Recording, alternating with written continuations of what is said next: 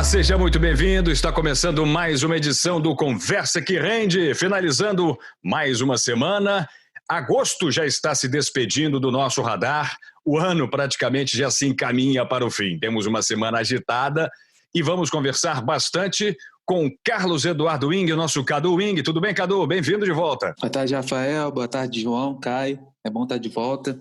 Vamos conversar um pouquinho aí dos últimos acontecimentos dessa semana. Legal, vamos nessa. João Gabriel Schlitter também com a gente. Tudo bem, João? Olá, pessoal. Tudo bem? Boa tarde. Beleza. Fala, Caio César. Tudo bem, Caio? Fala, Rafael. Fala, Cadu. Boa noite, João. Beleza? Muito bem. Estamos, então, finalizando mais uma semana e ela acabou sendo muito marcada pela política, né? Enquanto muita gente aí bate o bumbo por mais gastos em Brasília, alguns tentam apagar o incêndio. O risco fiscal continua, né? Ao longo do mês de agosto tivemos aí muitas disputas, muitos questionamentos, mas, na verdade, uma imensa dificuldade do mercado compreender, aceitar e acreditar na política monetária, na política fiscal brasileira, o que gerou muito ruído para a Bolsa de Valores, né?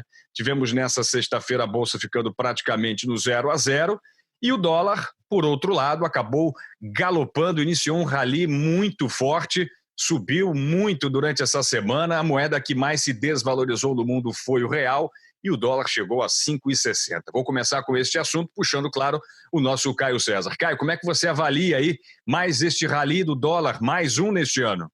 Rafael, a gente teve essa semana aí a discussão se a gente ia superar mais uma vez o teto dos gastos, se a gente ia cumprir, se não ia cumprir. Parece que o Paulo Guedes, mais uma vez, voltou a comentar que é importante a gente cumprir o teto de gastos. E aí gerou-se uma discussão sobre se ele estava discordando ou se ele estava concordando com o Bolsonaro. A mídia vinculou bastante que eles tinham discordado bastante sobre esse assunto, até chegou-se a comentar sobre a estabilidade dele lá no Ministério. Mas parece que o Senado, o Maia também apoiou um pouco da gente manter o teto de gastos. Parece que veio uma força política a favor da manutenção do teto de gastos. Isso deu uma melhorada agora no final na questão do dólar, mas a gente ainda está longe dos preços da semana passada. A gente começou, talvez, muito dentro do que a gente estava negociando no começo da semana, e aí parece que o dólar deu uma levantada na terça e na quarta, que foi quando começou a se discutir sobre Paulo Guedes, sobre teto de gastos, e aí, enfim, acho que o pessoal botou panos quentes na quinta-feira. Aí o dólar cedeu um pouco, voltou lá para casa dos 5,50 e pouco, 5,53, mas agora a gente já está, geralmente, quando o Senado e os ministérios botam panos quentes na situação, sempre tem alguém que se manifesta contra, ou sempre tem alguém que diz que as pessoas lá dentro estão se manifestando contra, e aí inicia-se outra discussão. Então, foi muita discussão política, muita incerteza com relação a se o Bolsonaro quer manter, se ele quer superar, se a gente, independente se ele quer ou não, se a gente vai conseguir manter ou se a gente vai conseguir superar, porque esse ano a corda do teto de gastos, né, que o teto de gastos ele é sempre atualizado pela inflação. Esse ano a corda do teto de gastos está bem curta porque a nossa inflação foi curta e isso dá pouco espaço para a gente, para uma economia que já gastou bastante com relação ao Covid. Então, isso influenciou bastante, principalmente no dólar, né, porque o dólar vai muito do risco país brasileiro, e quando você olha para um país que está pensando em superar a meta de gastos dele, isso não é uma coisa boa e acaba que influencia bastante no risco e assim por diante no preço da moeda. O câmbio acabou tendo uma valorização de 1% somente nessa sexta-feira, 3,29% na semana, e é impressionante, né? Já temos em agosto 7,49% de aumento do dólar em relação ao real. Tem gente que está falando que os 6 são logo ali, hein, Cadu? Como é que você está vendo aí essa subida frenética da moeda? É só realmente o risco país que está associado ou tem mais coisa aí debaixo dessa subida? Então, vamos lá, Rafael. Acho que como sempre, acaba sendo uma conjuntura de fatores, né? Como bem foi colocado, essa semana foi uma semana com um cenário bastante conturbado em relação à parte política aqui no Brasil. Então, a gente observou essa confusão, essa dúvida gerada em relação quando a Câmara, né, primeiro o Senado foi lá e derrubou o veto do teto de gastos, né, explicando o que seria isso. Basicamente se falava sobre o reajuste de algumas categorias de servidores públicos e para dar uma dimensão de quanto que isso comprometeria, né, uma economia fiscal na faixa aí de 121 a 130 bilhões de reais. Automaticamente, né, isso foi colocado na mídia, isso foi, né, para o debate. Houve uma articulação política e a votação na Câmara, né, isso coordenado pelo Rodrigo Maia, conseguiu aí na quinta-feira fazer, né, a manutenção do veto. Então você teve ali só precisava de uma votação de maioria simples, então precisava ali de 257 votos, acabou conseguindo, né, manter, isso deu um certo alívio. Mas a questão do dólar vai se somando a outros fatores, né? A gente observa, diferente de outras crises que a gente teve no mundo, né? A gente coloca muito a questão da redução da taxa de juros. E a projeção da situação fiscal no Brasil, ela pesa quando a gente vai comparar com outros países, né? Como o Caio bem já colocou em outras questões, o investidor internacional, ele está olhando o quê? Ele está olhando sempre aquela relação de risco-retorno. Quando a gente compara no passado, que a gente sempre teve juros mais altos, existia um tipo de operação que é muito comum, que é chamada, né, aquele carry trade, que é você se aproveitar desse diferencial de juros entre os países, né, menos desenvolvidos contra os países desenvolvidos. Normalmente, quando você tinha uma crise, você tinha uma elevação das taxas de juros, que era uma forma de você compensar ali essa pressão no câmbio, né? Você tinha algum tipo de questão inflacionária, uma coisa que não aconteceu nessa crise.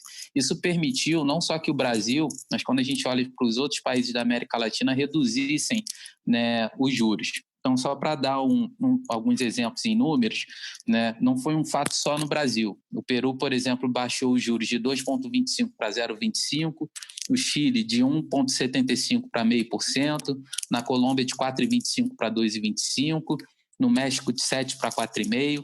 Então, esse é um cenário global.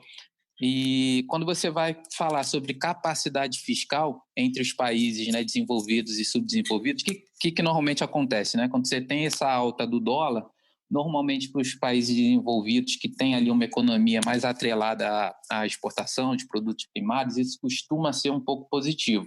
Quando você olha para o Brasil, né, a gente pode falar até do próprio agronegócio. O investidor internacional, quando ele está ali, né, tomando a decisão em que moeda, em que país ele vai investir, ele começa a fazer esse comparativo da capacidade fiscal. E aí você coloca em dúvida certos comparativos. Um exemplo, onde é que eu vou botar meu dinheiro? Eu boto no Brasil, porque ali vai ter um potencial de crescimento, ou eu coloco talvez na Noruega, que é um país desenvolvido e também se beneficia através do petróleo, né? Eu vou colocar na Colômbia ou boto na Noruega?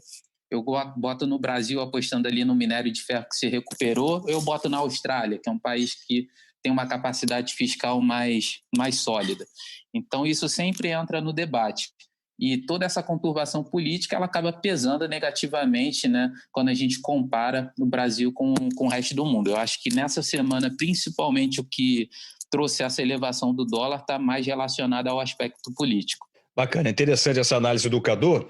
E trazendo um pouquinho para os mercados lá fora, João, tivemos aí uma semana onde o Dow Jones acabou tendo uma queda, mas as bolsas tecnológicas estão cada vez renovando suas máximas, né?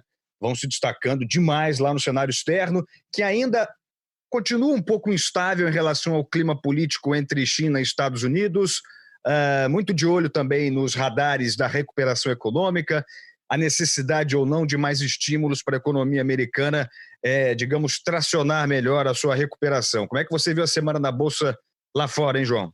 Olha, Rafael, se a gente viu o Nasdaq e S&P renovando aí as altas, realmente surpreendente, algo que não era esperado, mas em grande parte isso foi sustentado por dados positivos de índices de compras, como o PMI, que avançou aí 53 pontos, índices do setor de serviços, estão mostrando que está tendo realmente uma aceleração aí da atividade do consumo da economia americana. Mas a gente sempre tem que ter em mente que a gente está num cenário muito sensível, né? A gente está chegando perto da eleição americana, as coisas estão muito pouco claras do que vai acontecer, você vê que a todo momento são informações novas, e por isso a gente tem que tomar cuidado aí nas posições que a gente vai manter na nossa carteira de investimentos. Porém, ao contrário do que a gente estava vendo realmente no auge da crise, onde as ações de tecnologia como a Amazon, Apple vinham batendo recorde, você vê que algumas dessas gigantes caíram, assim, perderam realmente o desempenho aí nesse mês, apesar de terem surfado muito bem esse período da crise. Mas o fato principal desse momento, que a gente tem que sempre estar em vista, como estava falando, é o período de eleição americana.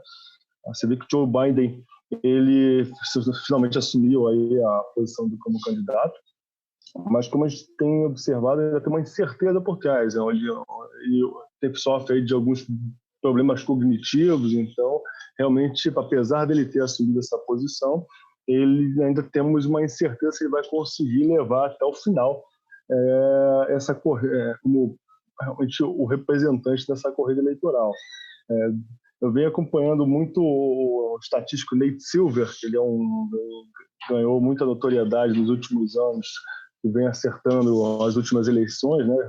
Acho que ele foi muito forte no meio esportivo e acertou lá a vitória do Trump na última eleição, do Obama na primeira eleição. O problema hoje é que ele usa uma metodologia que a gente chama de sabedoria das multidões, né? Que você basicamente pega as informações de todos os lados e tira como se fosse uma média ali e acredita que os ruídos positivos e negativos, de certa forma, eles têm uma distribuição mais ou menos igual, que eles se anulam e com isso ele vem tendo uma assertividade muito interessante nos últimos anos. A questão é que até a informação, hoje em dia, com a questão da internet e os outros meios, ele parece que esses ruídos tomaram uma proporção muito grande. Então, até vemos estatísticos de renome como ele tendo dificuldade de realmente assumir uma posição mais forte em relação ao que vai acontecer à eleição americana esse ano. E sabemos que o Brasil é muito sensível a esse cenário, né? Então, como pensando do ponto de vista do investidor, é aquele momento que a gente tem que estar muito cauteloso. Quem aproveitou essa alta grande do mercado nos últimos meses, aproveitar, acho que é o momento de sair um pouquinho, ficar observando, porque ainda tem muita água para rolar e para não ser pego de surpresa. Sem dúvida nenhuma, as eleições americanas até novembro farão com que o mundo ande um pouco em suspenso, né? Pisando em ovos ali, porque o cenário ainda está bastante controverso, não há claramente uma definição mais, digamos, assertiva, né? Está realmente muito incerto esse cenário e aí provavelmente isso vai ficar até lá realmente as últimas pesquisas para definir os swing states, né? Os chamados swing states, são aqueles estados que ora elegem presidentes democratas, ora elegem presidentes republicanos. Esses estados aqui vão realmente ditar o cenário da política americana nas eleições e o seu final. Uma curiosidade, até que estava observando, no último século a gente observou uma migração, né, um êxodo rural, né, das pessoas indo até tema de ensino no colégio do passado, né? Não só no Brasil, como nos Estados Unidos também, pessoas mudando do meio rural para o meio urbano.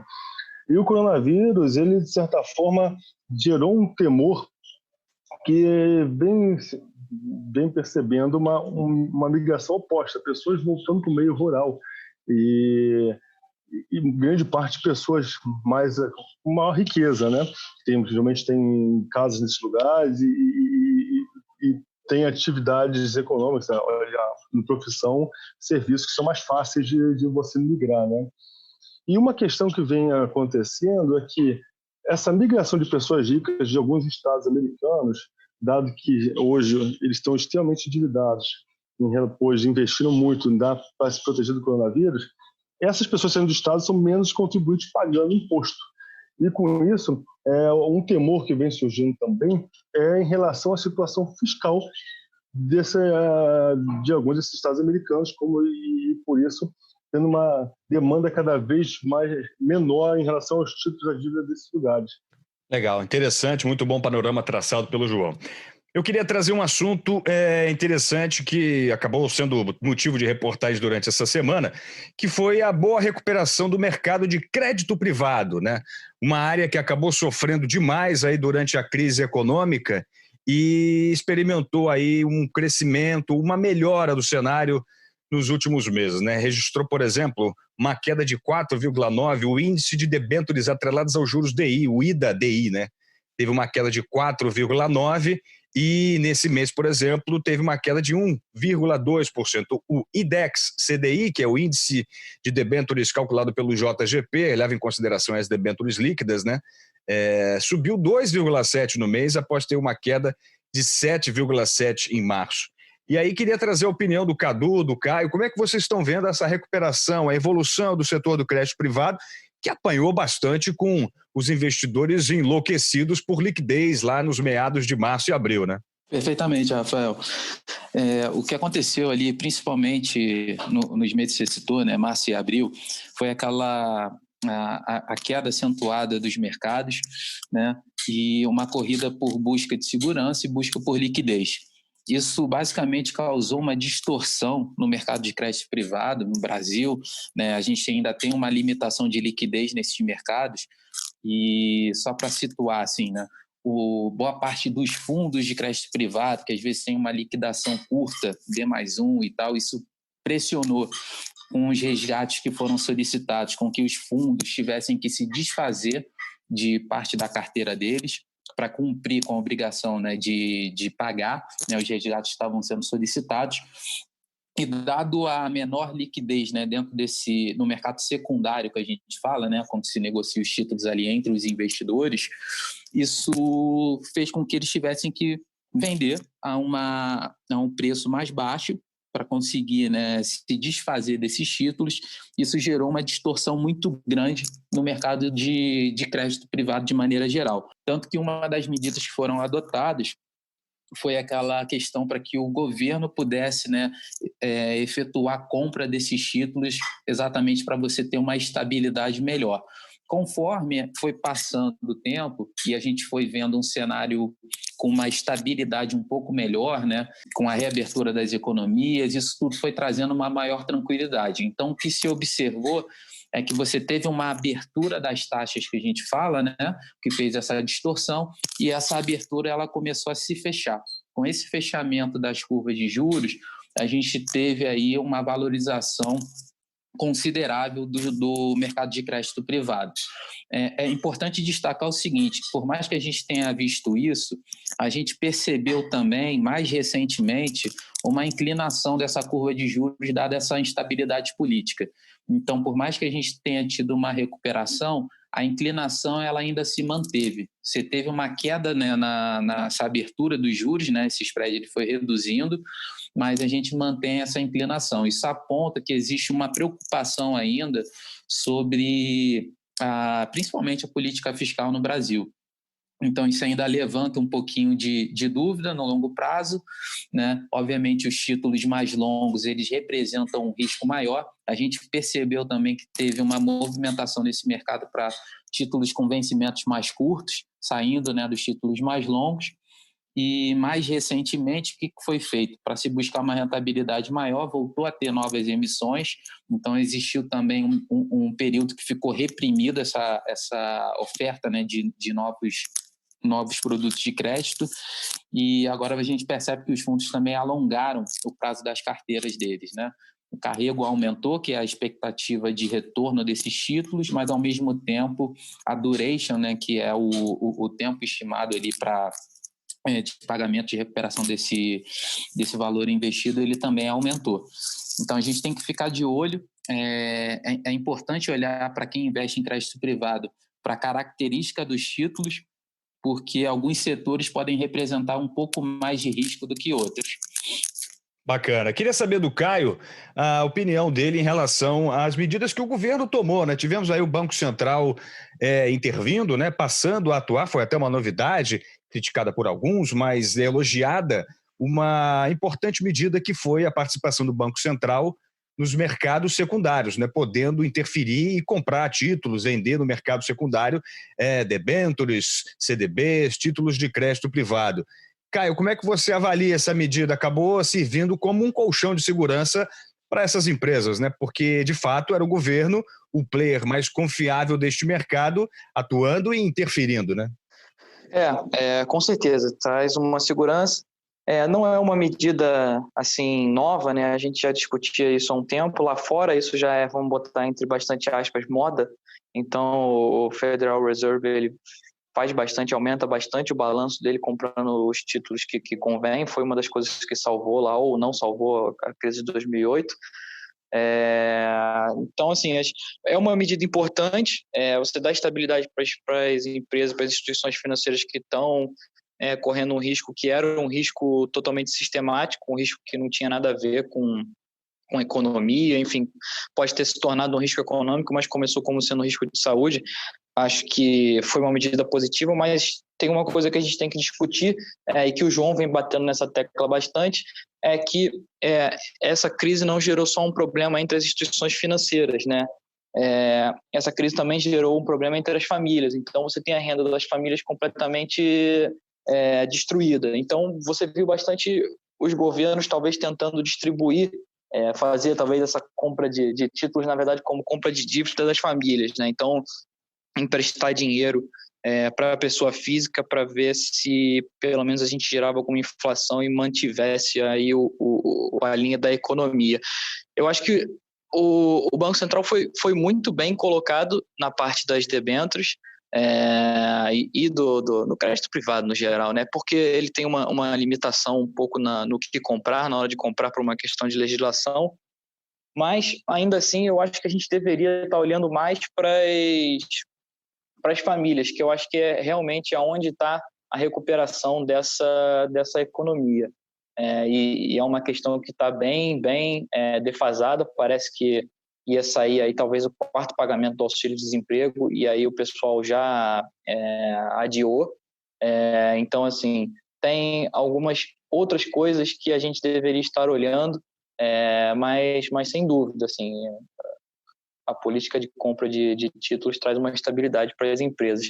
Trouxe, né, lá quando o Federal Reserve fez isso, e a gente importou essa ideia e levou adiante. Pegando essa deixa, você vê que o momento nunca foi tão necessário reformas realmente que estimulem o empreendedorismo, a geração de negócios, a geração de empresas aqui no Brasil, né? Porque realmente o cenário mundial gerou tanto uma sensibilidade em relação ao risco fiscal principalmente, que os governos estão tentando sustentar da maneira que tem, usando as armas que tem, para que os danos dessa crise então, sejam minimizados e tentar realmente botar um pouco de combustível para que volte a reverter e a crescer novamente. Mas o problema é que as famílias estão debilitadas e principalmente a forma de você, do governo, conseguir pagar por tudo isso que está sendo gasto agora, investido agora, né, para a recuperação dessa crise, é necessário que haja geração de riqueza e, consequentemente, pagamento de impostos, que é realmente a principal fonte de financiamento dos governos, no caso do governo brasileiro também, porque quando a gente se a gente depender do Tesouro, emitir títulos, já vê que já está tendo dificuldade da rolagem de dívidas, então é um mecanismo que já está extremamente estressado. Então a gente está num momento muito sensível, porque a recuperação realmente de longo prazo e para que as medidas feitas agora tenham realmente um efeito duradouro e consistente, a gente depende mais de boa vontade política do que realmente decisões dos consumidores e tudo mais de voltarem a realmente gerarem negócio e tudo mais, né? Que um ambiente sadio para realmente gerar negócios e também, no segundo ponto, de atrair negócios de outros países do Brasil. O Brasil tem peculiaridades muito boas que podem ser aproveitadas e ser realmente um diferencial para atrair negócios que vão ajudar o nosso país a sair dessa crise Porém, se realmente não tiver um cenário onde dê uma garantia, dê uma segurança para os investidores, para os empreendedores, realmente a gente pode esperar um segundo momento de uma crise aí muito mais complicada para o nosso país. Tivemos, inclusive, duas boas notícias, né, nessa última sexta-feira, que até contribuíram para melhorar o índice Bovespa, que ficou aí no 0,05, que foi a abertura de 131 mil vagas de trabalho com carteira assinada em julho. Foi o primeiro saldo positivo desde fevereiro. E o programa de manutenção de emprego e renda, o BEM, que prevê a suspensão de contratos e redução da jornada, ele vai ser prorrogado, né? O governo conseguiu fechar um acordo, vai ser prorrogado por mais 2 meses e foi uma medida que preservou quase 16 milhões de empregos no país. Mas, sem dúvida, eu estou contigo, eu acho que a recuperação econômica e, de fato, a recuperação da saúde das empresas passa pela saúde financeira das famílias, né? Então, os índices de desemprego e de manutenção da renda é que vão ditar o crescimento econômico e a saída do Brasil da crise e, claro, com isso, também a melhora dos níveis de crédito das empresas. Você concorda, Cadu? Concordo perfeitamente. Foram dados bastante positivos, né, dessa questão do CAGED. A gente já vem observando também, só para complementar, no relatório Focus, essa foi a 7ª semana consecutiva com uma perspectiva mais positiva para o PIB em 2020 e inflação menor, né, para 2021. Então, isso mostra aí que lá atrás que a gente esperava uma queda mais forte, né, um impacto mais relevante em relação ao crescimento econômico, na verdade a gente percebe uma recuperação um pouco melhor, né, um pouco mais rápida do que se previa inicialmente. Só chama a atenção para um detalhe, por exemplo, a Europa, que foi ali, né, a primeira região a estar saindo da crise, né, foi a primeira a estar sendo afetada e a primeira a estar fazendo as reaberturas. A gente teve essa semana, o PMI europeu teve uma redução. Então, no anterior estava numa taxa de 54, agora caiu para 51. O que se começa a levantar é que talvez aquela recuperação mais rápida ela comece a desacelerar. Ainda é um ritmo de expansão, mas um ritmo menor. Então, levanta sempre a suspeita se a gente teve ali essa recuperação mais rápida no início por um movimento, né, imediato ali da reabertura, automaticamente você tem, né, esse crescimento, essa retomada da economia, mas se isso vai se sustentar. A gente já tinha visto uma redução também na China e a gente começa a ver um movimento um pouco parecido na Europa. Então, a gente tem que ficar atento para os dados que vão vir mais à frente do Brasil para ver se a gente vai ter realmente uma recuperação consistente, para ter uma recuperação ali mais próxima de um V, ou se a gente vai ter uma recuperação um pouco mais longa ali naquele formato de U. Muito bem, senhores. Teremos na semana que vem a divulgação do IPCA 15, o IGPM também vai ser fechado de agosto. No cenário externo teremos a Convenção Nacional Republicana, né, que vai ter, claro, Donald Trump, candidato à reeleição, discursando, deve atacar bastante aí o seu candidato adversário, que é o Joe Biden, do Partido Democrata. Teremos também o Jackson Hole, que é um simpósio de investidores, onde vai ter a fala do Jerome Powell e a mais aguardada notícia, a divulgação do PIB americano do segundo trimestre, vai estar recheada semana que vem. Ponto final na nossa conversa desta semana, agradecendo demais ao Caio César, ao Cadu Wing e ao João Gabriel Schlitter. Aproveito também para agradecer o prestígio da sua audiência e convidá-los para a semana que vem. Até lá!